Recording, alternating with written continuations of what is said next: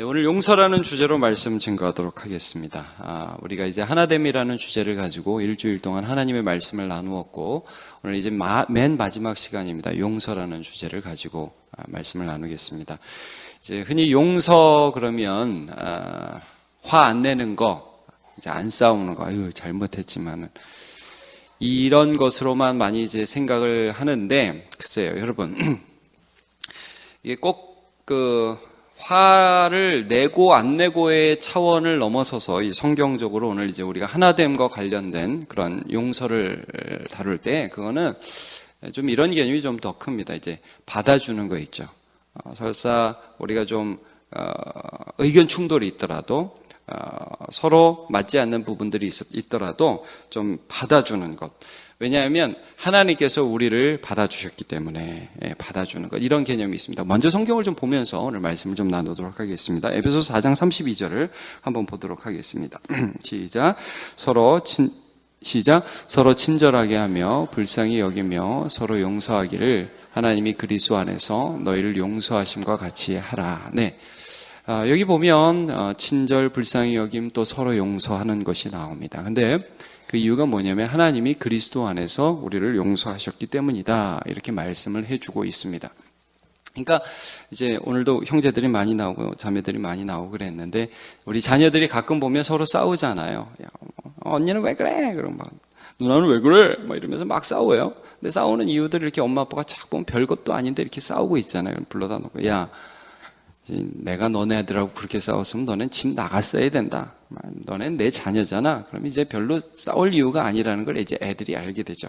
그래서 여러분, 용서라는 건, 우리가 하나됨 안에서 용서라는 것, 하나님께서 그렇게 우리에게 서로 용서하라고 하는 그 개념 자체가 무엇이냐 하면, 이게 너하고 나하고 안 맞아서 서로 용서 못하고 산다가 아니라, 하나님이 예수 안에서 너를 용서하셨다. 그게 우리의 용서의 이유라는 거예요.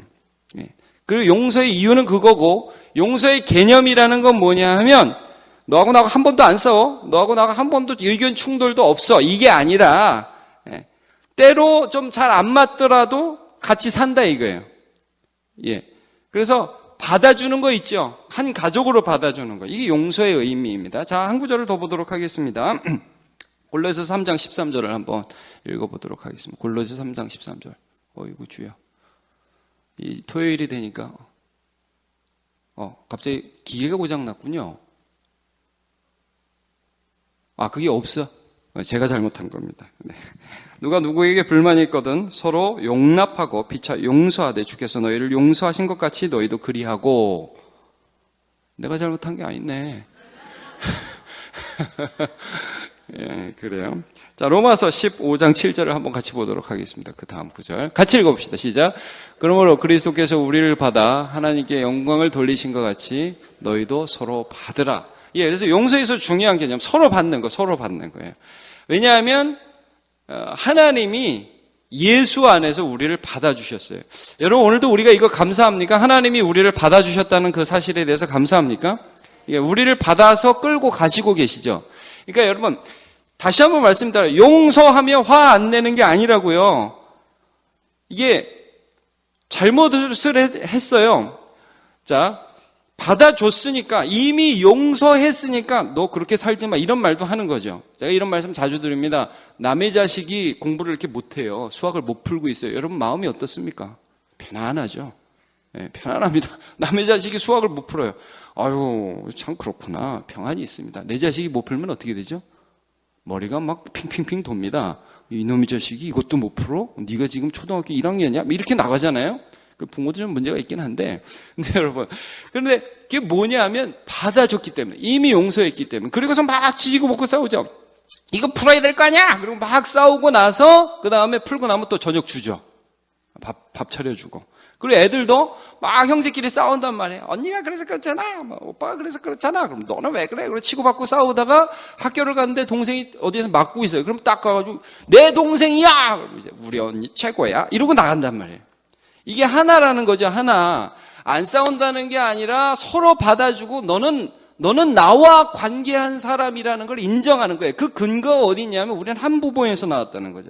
우리가 하나님의 용서를 예수 안에서 경험한 사람입니다. 그래서 여러분, 교회로 부르심을 받았다는 것은 참 놀라운 일입니다.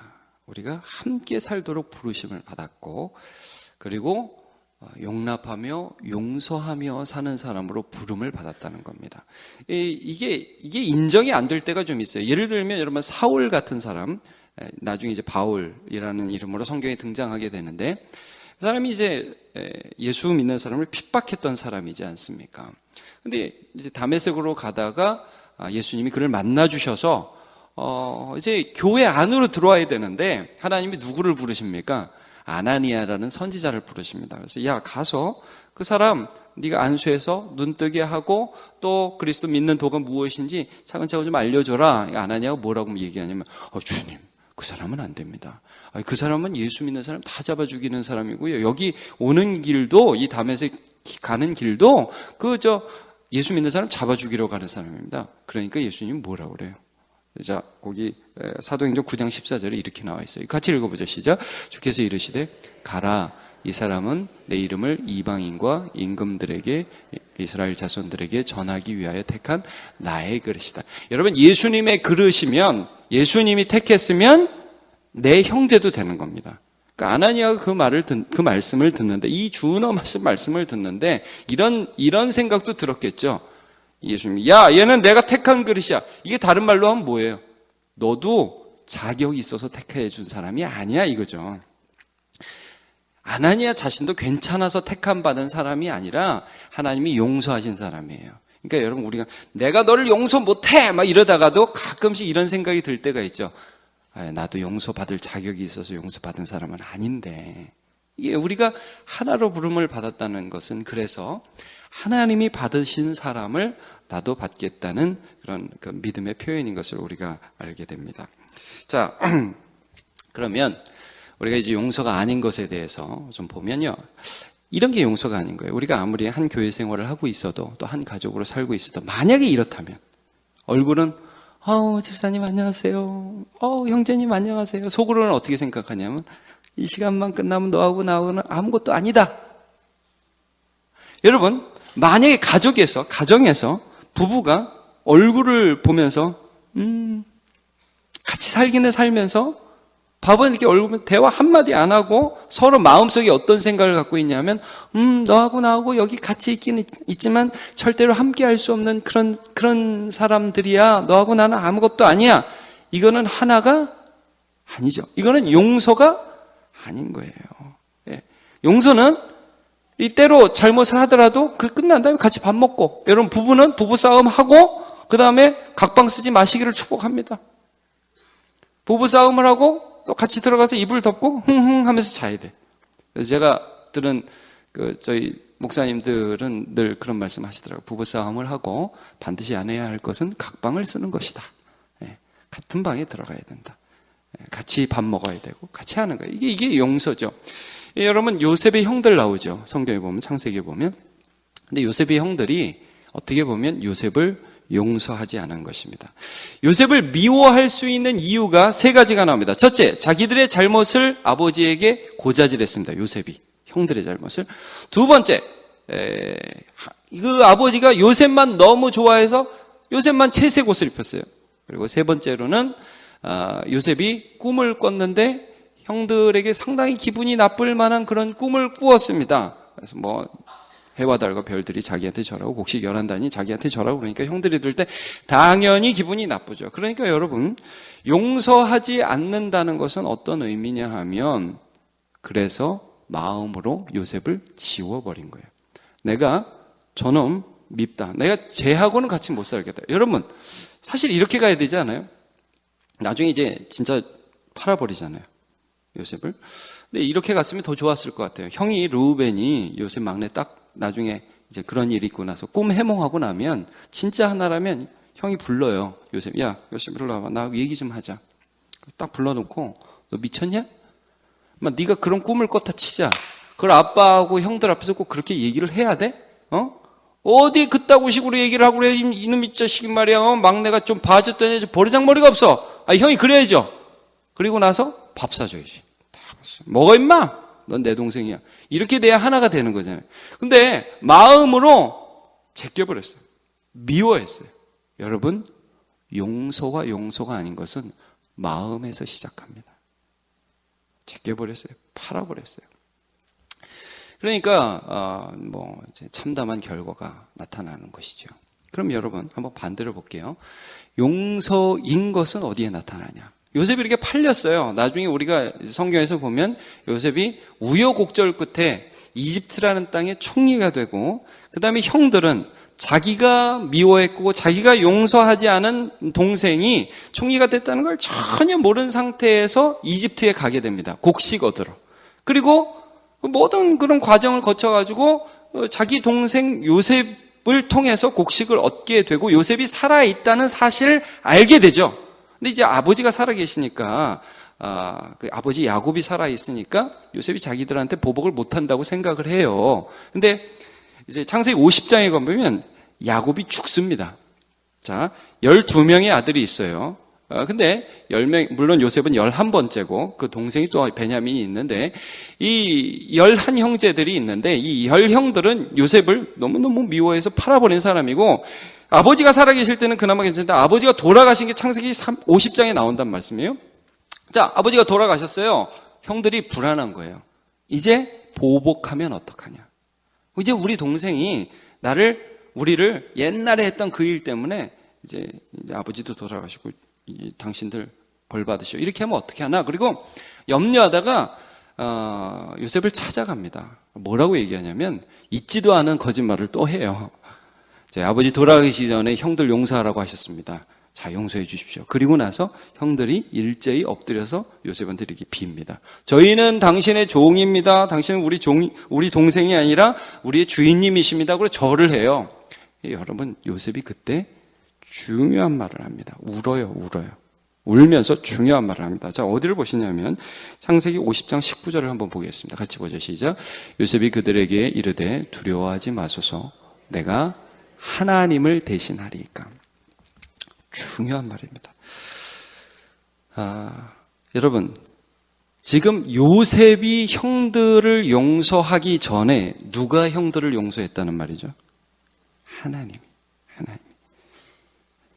요셉이 형들을 용서하는 이유는 하나님이 용서하셨기 때문에. 요셉은 그 모든 과정을 통해서 뭘 깨달았냐면, 자기가 애굽에서 별의별 고생을 다 했잖아요. 종살이도 하고 감옥에도 가고 누명도 써보고 별일을 다 했잖아요. 그러면서 애굽의 총리가 된 것은 하나님이 형들과 아버지 집안을 살리라고, 그러니까 용서하고 받아준 그 사람들을 살리라고 나를 세워주셨다는 걸 알아요. 그래서 내가 형님들의 가족을 먹여 살리겠어요. 이건 뭐냐 하면, 내가 용서하기 전에 하나님이 우리 형들을 용서하셨다는 걸 내가 받은 거예요. 먼저 받은 거예요. 마음으로. 그래서 형들에게 이렇게 말하죠. 내가 하나님이 용서하셨는데 내가 용서 못할 수 있겠습니까? 제발 그러지 마세요. 자, 여러분, 이게 또 어떤 영향력을 끼치냐면요. 용서가 있다는 것은 그 용서를 통해서 용서받은 사람이요, 단순히 요셉한테 고마운 게 아니에요. 여러분, 요셉이 용서해 줬잖아요. 그렇죠? 그러니까 형들이 이랬을까요? 와, 이제는 안 죽는다. 와, 이제는 우리가 옛날에 잘못한 거 모두 해결함 받았다. 자, 이제 편안하게 살자. 우리 동생 만세. 이랬을까요? 아니에요, 여러분. 그 정도가 아니라는 거예요.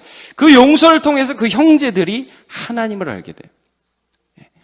하나님이 자기를 받아주셨다는 걸 알아요. 이전에도요, 분명히 야곱을 통해서 하나님에 대해서 들었을 거예요. 그런데 그 형들이 진심으로 하나님이 어떤 분인지를 마음으로 받는 사건이 되었을 거라고요. 여러분, 그 다음을 보세요.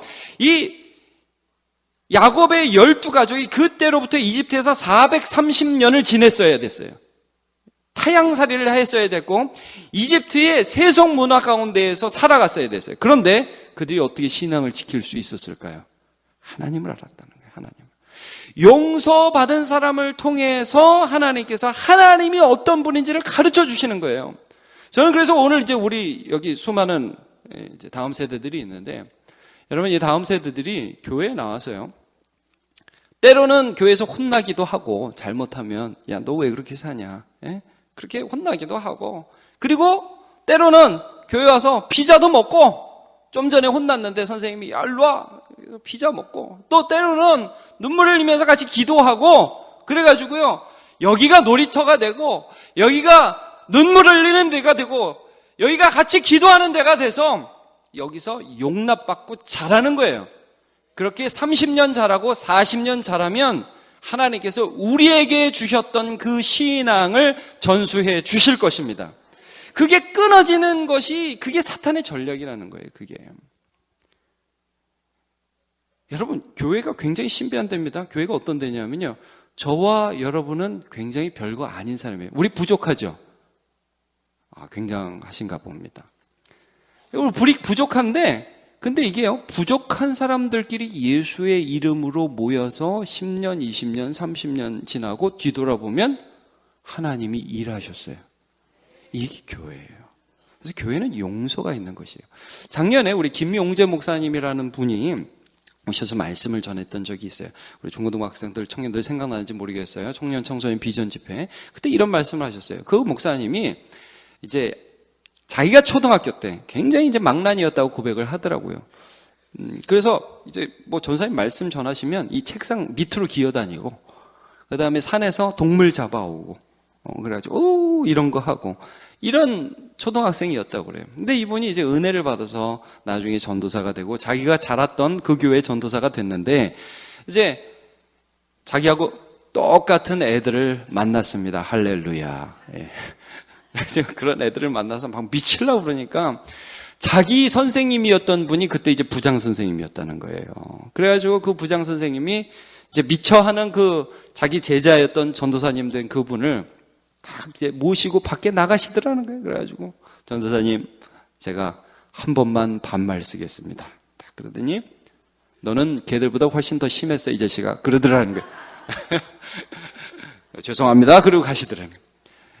그러니까 여러분, 그 목사님이 그 간증을 하시면서 자기가 그때 내가 용서받은 것과 내가 용서해야 할 것을 알고 그 아이들을 품어주고 나가서 그렇게 또 망나니 짓하는 그 아이들이 예수 안에서 변화되는 것을 나중에 보게 되었다. 그런 간증을 하더라고요.